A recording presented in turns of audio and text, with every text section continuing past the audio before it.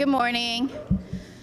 Welcome, everyone. I want to do an introduction before we get started. We have from the North Orange County, and I know you're going to say, she said it wrong, but it's the North Orange County Public Safety Collaborative. And members of that collaborative, the Coordinating Advisory Board is here, and I just want to welcome them. It is Captain Frank Nunes and Captain Brad Geyer from Buena Park Police Department. Finally, a podium I don't have to stoop down for, right? I feel tall. Good morning, everyone. Thanks for being here. I got to get used to this whole collaborative thing as well. It's been a task force for 5 years. And I think when we say task force in this current environment, it may sound aggressive. And we're not aggressive, right? At least we're not aggressive towards the people we intend to help. We're aggressive in getting resources and working together and trying to make their lives better, right? Trying to get people out of homelessness, out of youth violence, out of whatever specialty you have, to get them into a normal life, right? To improve the quality of life, not just for them, but for the entire community. So I know this is law enforcement led, but when we talk about the funding of the collaborative, 60% of it goes to CBO. So we even see on our end the value of what you do. You do the long-term stuff.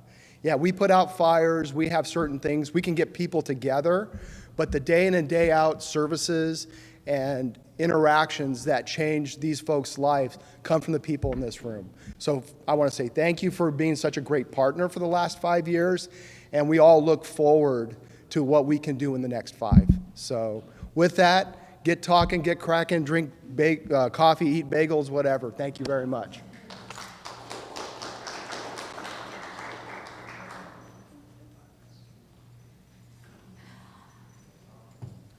Okay, I am mindful of everyone's time, so thank you. Just a couple of housekeeping. If you go to these doors or those doors and the back doors, restrooms are right outside. And then we do have coffee and bagel and water. And then there's also a survey, a little bit of a survey, and this is our form of a sign-in sheet. Try to delay completing this because there's a section at the end of this meeting where we're going to have you do some reacquainting. So let's get started. So I can't talk about it. I mean, I have to talk about it. So we have masks, we have sanitizers, and we have wipes.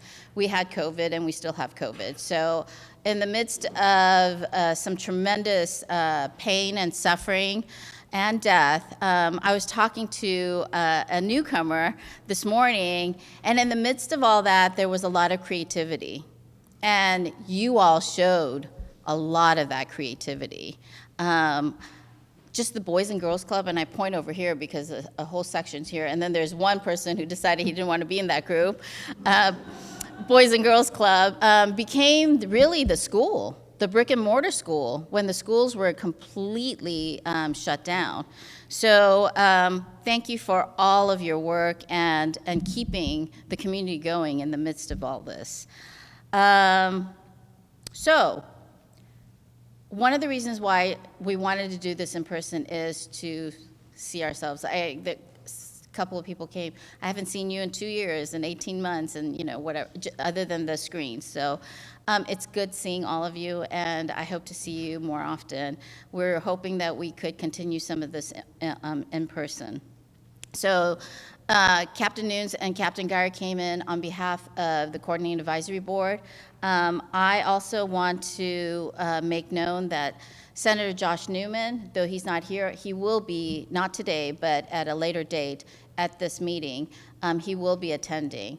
He really made this happen back in 2017, and he made it happen in 2021. So I want to give him lots of credit. And then I want to introduce Tim Shaw, and I want to introduce Laura Giltreo. For those who are funded, you all know who they are, so I'm going to have them come up and talk a little bit about what we're planning to do. You want to go first? You want me to go first? You want to go first? All right. Hi, everybody. Hi, everybody. I missed you all. We feel so socially awkward now, all being in the same room and stuff, right? For those of you who are old timers with this group, you know that we conducted a series of capacity building workshops here in this room and had a lot of fun together. And so we're happy to announce some upcoming changes in how we're going to do that, but some exciting things in how we're going to leverage off of the capacity building work that we've already done to try and take it up a notch. So we have more funding that's coming down the pipe. Sue and Laura and I have been talking about how we can build upon some of the capacity building, the work that we've done already, and actually incorporate that into the funding that we have coming down the pipe now. But for those of you who might be a little new, let me just back up a little bit and give you just a little bit of history. When this whole effort started, when Josh was able to secure the funding for this, one of the great things that Sue did was she decided that, and the chiefs did, they decided that what they didn't want to have happen is that $20 million comes into the region, and then poof, it just gets doled out to the pet projects of the chiefs of police and some other folks in the cities, and then the money's just gone. And we've not leveraged that kind of incredible resource to build the capacity of the region to actually work on the 3 issue areas: youth violence prevention, homelessness, and offender reentry. To build the capacity of everybody to work better together, have more effective organizations, better organizations, raise more money, all of that kind of stuff. So Sue and I had worked on some projects years ago together, so she called and she said, I'd like to actually put some sort of capacity building effort together for every one of the funded agencies. And so what we did was we developed kind of a little, for lack of a better term, curriculum. I don't want to, insult actual academics, but a bit of a curriculum around capacity building. But first, what Laura and I did was Laura created a survey that went out to everybody, and we asked you, what is it that you need?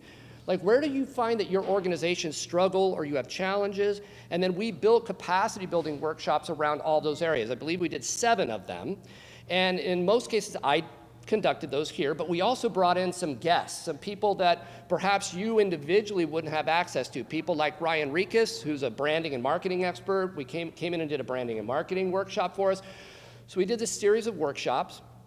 And then we also contracted a little bit of consulting time. So I know I worked with some of you individually. I see Letty and his house and some of the Boys and Girls Clubs that I work with individually on things like board strengthening, strategic planning, things like that, to help build the capacity of organizations. So that effort was really well received, and we know that because Laura did a great evaluation of that effort, and we were able to find out, hey, here's where we really kind of did well, and people found a lot of value in it, and here's some areas where folks really wanted to improve and where we could improve it. So in Capacity Building 2.0, we kind of took it up a notch. And I want to let you know that if you are new and you missed those workshops, we recorded all of them here, and they're on the website. They're on the North Orange County Public Safety Collaborative website. I want to say task force. They're on the website, so you can go on there and you can watch them anytime, and I urge you to go on and watch those workshops. So for 2.0, what we decided to do was we did a series of peer learning groups. We figured, hey, if we've kind of primed the pump a little bit with some knowledge with folks, why don't we start pulling some people together so we can learn from each other in smaller groups around some areas that were of concern to you all. So again, we surveyed you again, and we asked, what would you like to learn more about? So we did 2 peer learning groups. We did one around board strengthening, and we did one around strategic planning or strategic visioning, if you've been to the workshop, as we call it. And so folks came into that, and those were either 3-month or 6-month processes that people participated in. And I believe we did 2 cohorts of the board group and 1 of the strategic visioning group. And again, those were pretty well received. So what we decided to do this next time is leading into the actual preparation of proposals, we wanted to ensure that a lot of that capacity building work, a lot of that knowledge was actually incorporated into your applications, into your programming ideas. You know, it's one thing to bring somebody like Art Taylor out to do a collaboration symposium. He's an expert on those things, right? And you all got to, those of you who got to participate in that. It's another to actually translate those into the operation of your organization and the way you're working more effectively with other organizations, all that kind of stuff. So what we've decided to do is we have a series of, and I think, so you'll talk about these more in depth later, but we have a series of what we're not calling bidders conferences, but bidders workshops, where we're going to revisit some of the principles, some of the things we learned around a couple of key issues so that you can begin incorporating them into your application. In essence, if you want to get funded, I'm going to be very blunt about this, if you want to get funded, it's in your best interest to come and incorporate those things into your application and into your programming, right? So what we're going to do is, one, we're going to do, I believe we've got the first one coming on October 7th, and that is going to be around collaboration. Now, what it's not going to be is just a rehab. It's not going to be just going through the collaboration workshop. Remember, again, I mentioned Art Taylor. He did a whole collaboration symposium. Before that, if you want to go on the website and look at the collaboration workshop that I did before that, what we're going to do at that bidders workshop is we're going to talk about what we want to see in the applications related to collaboration. Now, a lot of folks give lip service to collaboration, and if you remember the words of Art Taylor, he talked about collaboratives create new value. New value. So what we want to see is, what are those collaboratives that you all are putting together, maybe that you've put together over the last 4 years, that are creating new value going forward? So that first one's going to be October 7th, and that's going to be on collaboration. The second one is going to be October 14th, and that's going to be more on strategic visioning. So how is your organization actually engaging in strategic planning? If you've been to the workshop, you know that I hate the way most organizations do strategic planning. It's outdated, it's outmoded, it doesn't work anymore. It's not designed for the rapid, fast-paced, dynamic, changing world that we live in now, right? So we want to see, how are you incorporating that into the planning of the programs that you are proposing, right?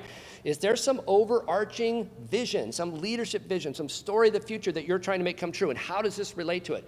So again, same thing there. We're going to talk about how to incorporate that into your proposals. And then the third one, Laura will do, which is on October 21st on impact model and evaluation, your impact model and evaluation.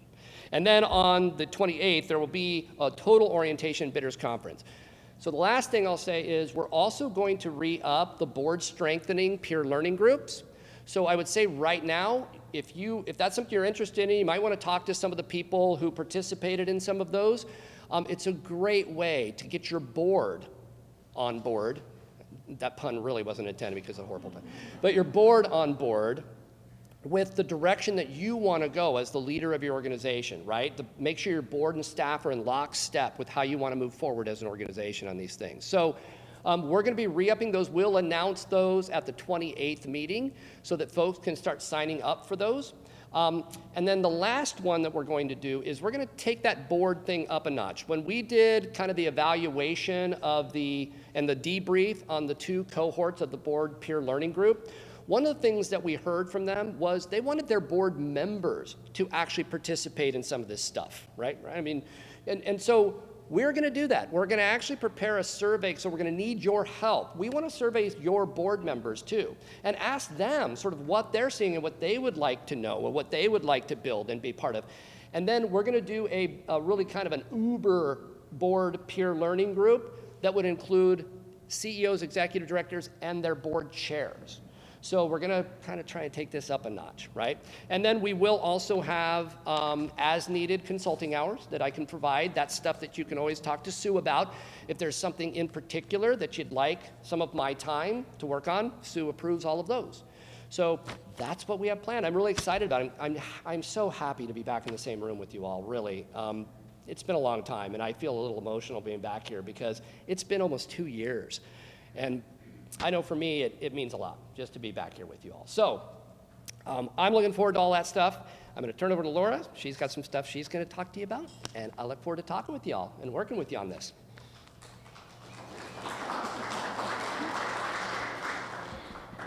Okay, I don't know how this mask works with the microphone and stuff, but I just have to let you know that I don't have the same kind of energy that Tim Shaw has at this time in the morning. So just to let you know what to expect with respect to my workshop on the 21st, my goal is to make sure that you have a plan to assess the impact of your program. So what we'll be looking at is goals, objectives, and indicators, and how you measure your indicators. So it is probably, I would recommend that you do attend my workshop. just so that you do have a plan to evaluate your program.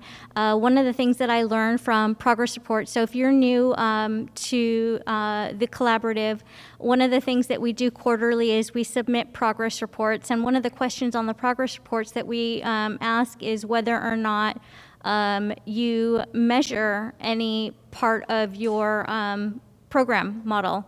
And one of the things that we learned is that although a lot of you collect some kind of data, you don't collect data to evaluate the outcomes associated with your program.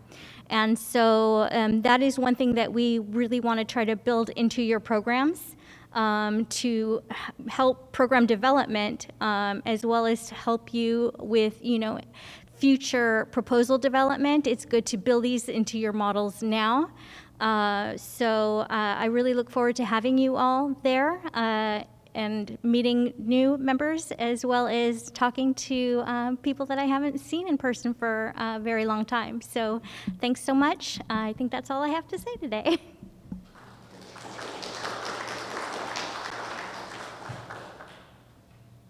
So I do want to, introduce a couple more people. We have Brian Lockery from Communications Lab back there with that huge video camera, and then Bill Rams from Cornerstone Communications. So they are contracted with the collaborative because really actually one purpose. Your evidence-based or even promising practices can be replicated in other regions. So we're collecting your models, your practices, and putting it up on our website. So that's the other reason why we have a website, really. We're not trying to market anything. It's to archive your stories, what you have been doing, and similar to what, what Tim was talking about. So if you need to talk to them afterwards, please go see them. And then if you can wave one more time, Bill, because Bill and Brian's back there. And by the way, this meeting is being recorded so that it will be up on our website too. And then I have Jason here. Jason is, he's actually the brains of everything. He has helped me so much. So he is the guy who's going to be processing your invoices. So he's very important to know. He may even send you an email saying, I don't have an invoice, or there's a documentation. So Jason, and then we have an accounting technician who's not here but will be processing that as well. So Tim talked about the workshops, October 7th, 14th, and the 21st. So it's the first 3 Thursdays here in this room at 9 o'clock. Some of you may not attend all 3. It may be that you designate the appropriate person in your organization. So please start thinking about who you want to designate. You might be attending all 3. So, and you're more than welcome to. All right, so let me get to this right now. Oh, of course it's not working. Okay, real quick background for those who are new. The task force, when it was called a task force, was established back in 2017 through the state budget. We were given $20 million for the next 4 years. It ended June 30th, 2021. And really, what we were charged to do was make funding available to CBOs, 60%. So that 60% is going to keep coming up. We do have a 13-member coordinating advisory board, and they are, and it's kind of, I'm sorry that they were sort of paraded in, the captains, but really they are an integral part of this. This wouldn't happen without this board. They're the ones who set, I don't want to say policy, but directives as to how we should do this and do it right. We have $20 million. That was a lot of money. Most of it you spent, so that's good. So we want to make sure that we're doing this as the best way possible, the most impact. And so you see it's made up of, we've added actually the city of Orange. So that's the new, and then there are some changes from your original, like some of you if you're from Cyprus, you know that it was Chief Cox. Some of you who from, and now it's Chief Lauterbach. Oh, and I misspelled his name. Let me move on so you can see it. It's LAU. It's my, you know what, it's vision. It's my vision. Okay. Community, and I know you can't see that, but it's the 3 focus areas. So it is still remains in this funding period, still the 3 focus areas. In the last, in the 4th year, really what we're looking at is local services and regional collaboration, because you all do the local services, but it's the collaboration that we're really looking at in all 11 or sometimes 13 cities, because we're including what the county has deemed the North Service Planning Area. So what the cities that you don't see here is Villa Park and Los Alamitos.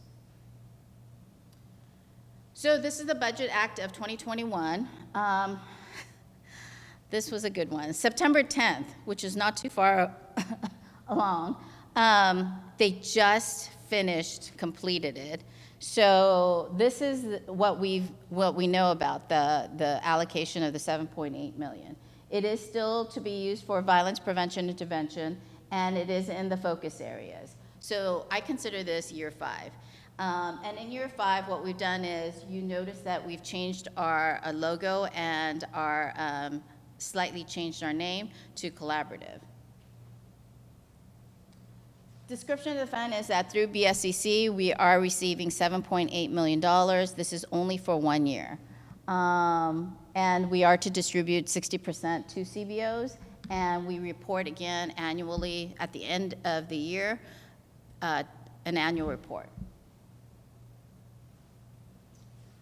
So you are required, as part of for the application, and you've seen this before, evidence-based practices, identifying those strategies, discussing it, and showing which population you're targeting, and then, what else? Oh, and then proposing how you're implementing. And this is, again, I'm going to go back to, and I don't think we can harp enough, is that those 3 workshops slated for October 4th through the 21st is crucial to your success in writing this application. And I'm going to break the secret. The application process is not that difficult. We're making it very easy. It sounds like it's difficult, but it's not. It really will not be. It's not the 40-pager where I need 4 originals and then, 10 copies, and then all your backup documentations, including your insurance that's about this thick. It's not that. So the eligibility of you as an organization is as such.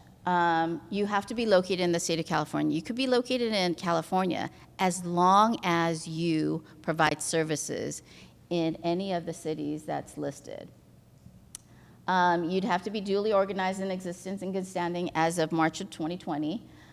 Be registered with the California State Secretary of State, have a valid business license or an EIN, any other local or state licenses, have a physical address, and then you are not required to be a tax exempt. I don't know if people miss that, but you don't have to be a tax exempt organization. This is not just for 501c3s. So this is the funding distribution. Per city, there are $275,000. And then for regional, 1.4, a little over 1.4. So the total is 4.4 for the funding of the 7.8. Okay. Some of you, if you're really good with math, may ask, how many cities? So it's 11 cities. We've included Orange. So let me get into my trance and then alphabetize this, but it's Anaheim, Brea, Buena Park, Cypress, Fullerton, La Habra, La Palma, Placentia, Orange, Stanton, and Yorba Linda. So those are the cities, that's per city. So let's say you are an organization in, I'm going to pick on, I don't know, Cypress. So Cypress has, for the city of Cypress, there's $275,000. And maybe there's 5 organizations who will only serve Cypress. So those 5 are interested in applying. So they will apply for that 275. Okay? Does that make sense? This is very similar to this last round. And then the 1.5, here's where the incentive hits. The 1.4 million, so let's say the 5 organizations apply for Cypress and only Cypress services in the city of Cypress. But one of the organizations have decided to partner with a Brea and an Anaheim organization. So the 3 organizations are going to then collaborate together and apply for the 1.4. So not only are you then have funding through the 275 for just your local, but then the regional. Yes. That would be the regional. That would be the regional. Okay. So, and by the way, this PowerPoint is going to be on our website, so you could download it, so you don't have to take, fast notes, or I see people taking pictures, but that's okay too. We are anticipating the release of the RFP October 11. So here's a little bit why it wasn't released today. I would have released it a while ago. The funding, the provisions on that State Budget Act, the funding states that we cannot disperse the funding until after September 30th of 2021. So, and it's not specific yet, but we will be getting, it hasn't come to me yet, and I don't even have the funds. I was just told that we have the funds, so we can't even spend anything because we have no money. But once I get the letter with the check of the 7.8, what is the funding period? Is it October 1st, 2021 to September 30th, 2022, or is it retroactive?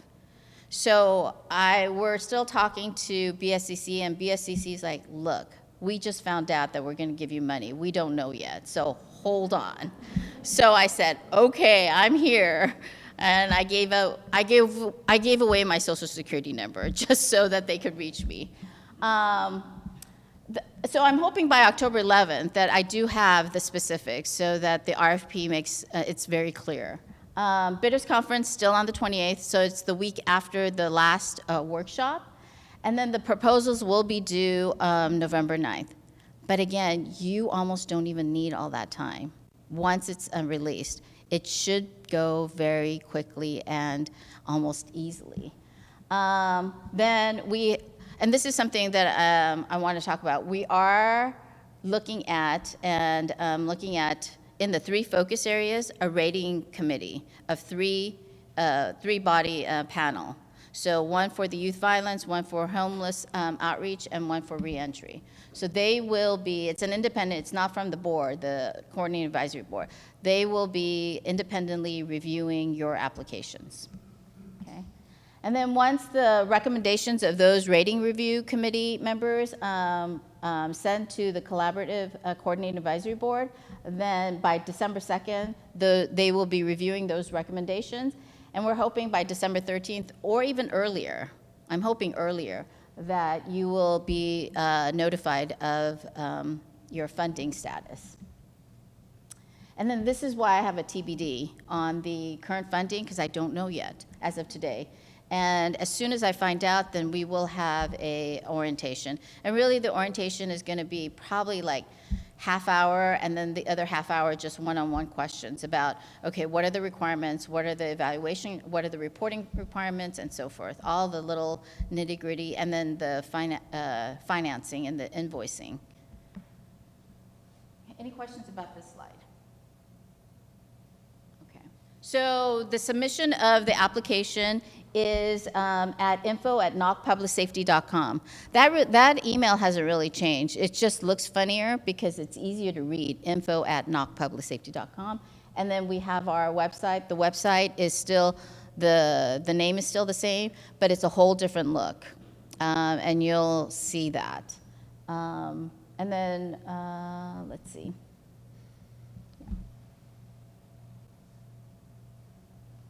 Okay, again, November 9th by 5 p.m., submit only 1, and it has to be signed. I had to return an application one time because it wasn't signed. But luckily, they submitted it at 3:30, and when I looked at it, it wasn't signed, so I had to call them, email them, and then they submitted it before the 5 o'clock deadline. Okay, So, all right. Oh, okay, that's the end of it. Okay, so any questions about the information that you just received? Okay, perfect. So this is going to be all very successful. What I really want to do now is have you fill out the survey that, if you don't have it, please raise your hand, and it's the quick survey, the sign-in sheet, front and back. And what I'd like you to do is just move around the room and start talking to people you hadn't seen. Maybe you got in here a little late and you sat down at a table where it's all your friends, but maybe move around and make some new friends. Because this is the collaboration part that I would really encourage you to get to know, reacquaint yourselves.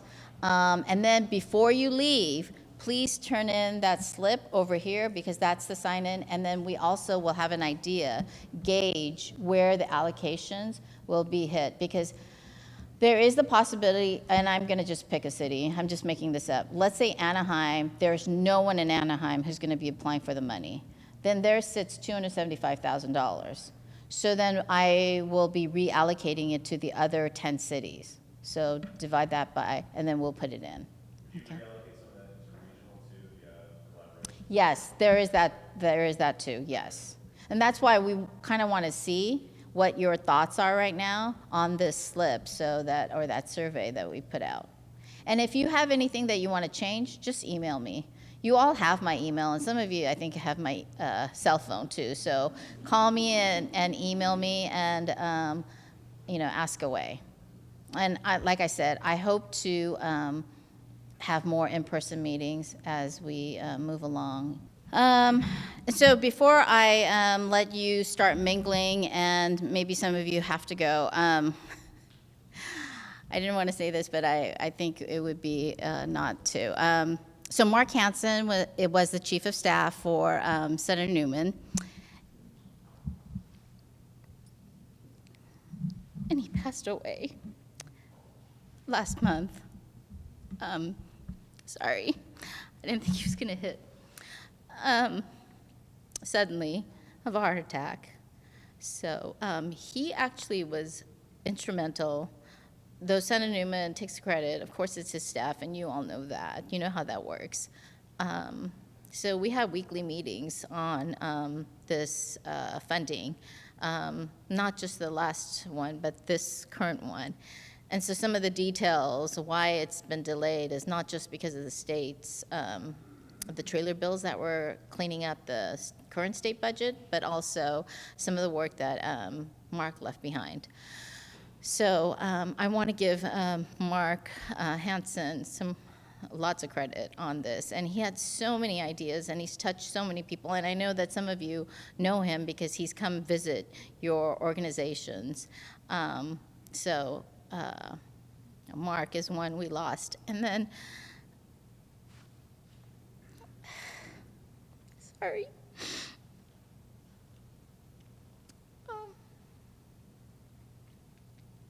Johnny Mack, who we lost. I can't even remember when, but when I first met him, he was so boisterous and so loud, and I thought he was gonna take all the air out of my breath when he hugged me.